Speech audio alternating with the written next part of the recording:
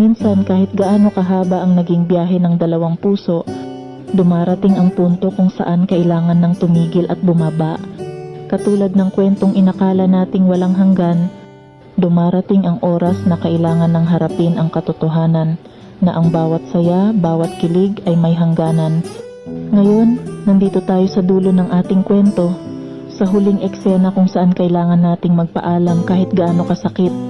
Maaring nagkulang, maaring nagkamali, ngunit sa huli, ang pagbitaw ay nagiging tanging sagot.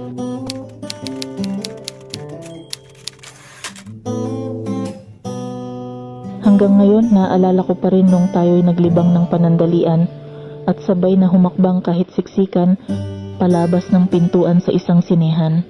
Napansin ko ay sabay tayong dalawa na kinikilig dahil sa kwento ng pelikula, ngunit di dahil sa tayo ay magkasama at sa isa't isa ay nagtitinginan pa nga.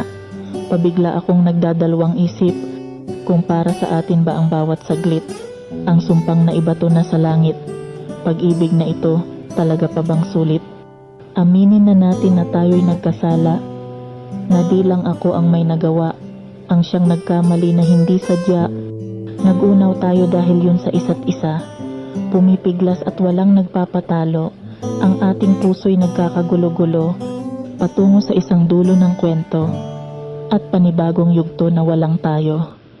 Itigil mo na, huwag mo nang gawin ang pagpupumilit na tayo'y ayusin. Iwanan mo ng lahat sa nakaraan, pati ligaya't sakit na ako ang dahilan, at hayaan mong ako na lang kusa ang siyang magsasabing ayoko na. Tama na, nakakapagod na ng sobra. Kaya tahan na, huwag ka nang lumuha. Di nahahayaang matangay kung saan magpatuloy pa kahit na nasasaktan. Kung panghihinayang na lang dahilan, ang panghahawakan ay pakakawalan. Ito na ang ating hinihintay na paalam at tatalikuran na lahat ng nasimulan. Ang ating sumpaan at lahat ng alam sa isa't isa sa wakas ay kakalimutan. At ngayon ay buong tatanggapin na ang tayo'y hindi na kailangan piliin. Hanggang dito na lang ang lalakbayin.